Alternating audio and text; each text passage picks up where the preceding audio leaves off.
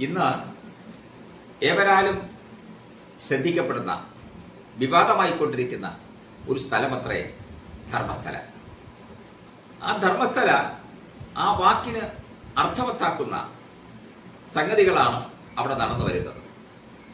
ദക്ഷിണ കന്നഡയിലെ അതിപുരാതനമായ ഒരു ജൈനമതസ്ഥരുടെ ഉടമസ്ഥതയിലുള്ള ക്ഷേത്രമാണ് മഞ്ജുനാഥ ക്ഷേത്രം എന്നറിയപ്പെടുന്ന ധർമ്മസ്ഥല.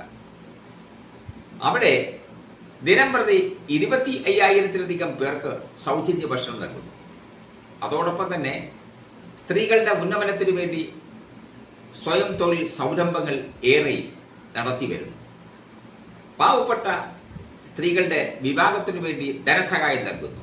അങ്ങനെ ഒട്ടനവധി സാമൂഹ്യ സേവനങ്ങൾ നടത്തി വരുന്ന ക്ഷേത്രമത്രേ ധർമ്മസ്ഥല. ആ ധർമ്മസ്ഥല ക്ഷേത്രത്തിന്റെ ചുറ്റും താമസിക്കുന്നത് ഇതര മതസ്ഥരാണ്. എന്നാൽ കണ്ണകി നദീ തീരത്ത് സ്ഥിതി ചെയ്യുന്ന ഈ ദക്ഷിണ കന്നഡയിലെ ഈ അതിപുരാതന ക്ഷേത്രത്തിനെ പറ്റി അടുത്ത കാലത്ത് നിരവധി വാർത്തകൾ വന്നുകൊണ്ടിരിക്കുന്നു. ആ വാർത്തയിലെ അതിപ്രധാനം അവിടെ വന്നുകൊണ്ടിരുന്ന ഭക്തരിൽ ഏകദേശം 400ഓളം സ്ത്രീകളെ റേപ്പ് ചെയ്ത് കൊന്നു കുഴിച്ചുമൂടി എന്നാണ് പറയുന്നത്. അത് കുഴിച്ചുമൂടിയത് അവിടുത്തെ ഒരു ശുചീകരണ തൊഴിലാളിയായിരുന്ന ചിന്നയ്യൻ എന്നറിയപ്പെടുന്ന ഒരു വ്യക്തിയാണ്.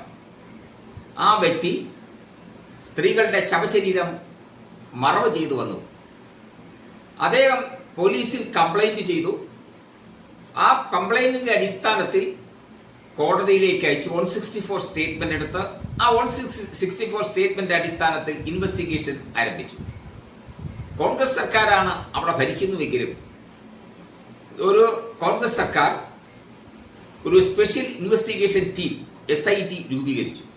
ആ SITയുടെ അന്വേഷണത്തിൽ ഈ ചിന്നയ്യ പറഞ്ഞതൊക്കെയും ശരിയല്ല എന്നും ചിന്നയ്യോടൊപ്പം തന്നെ ചിന്നയ്യ പറഞ്ഞപ്പോൾ നിരവധി ആളുകൾ പരാതിയുമായി SITയെ സമീപിച്ചിരുന്നു.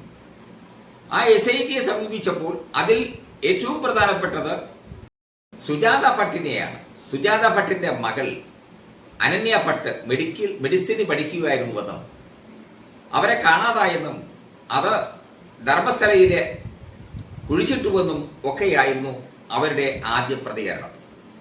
എന്നാൽ സ്പെഷ്യൽ ഇൻവെസ്റ്റിഗേഷൻ ടീമിന്റെ ശരിയായ ചോദ്യം ചെയ്യലിൽ നിന്ന് ഇത് കളവാണെന്ന് മനസ്സിലാക്കി. അപ്പോൾ അതിന് പിന്നിലൊക്കെ പ്രവർത്തിച്ചതും അവർക്ക് പ്രചോദനം നൽകിയതും കേരളത്തിലെ അബ്ദുൽ മനാഫ് എന്നറിയപ്പെടുന്ന ഒരു സാമൂഹ്യ പ്രവർത്തകനായിരുന്നുവെന്നും ഒക്കെയാണ് മനസ്സിലാക്കുവാൻ കഴിഞ്ഞത്. അതുവഴി ഈ ക്ഷേത്രത്തെ അസ്ഥിരപ്പെടുത്തുന്നതിനും വർഗീയ കലാപത്തിന് തുടക്കം കുറിക്കുന്നതിനും ഒക്കെയായിരുന്നു അവർ ശ്രമിച്ചു വന്നത്.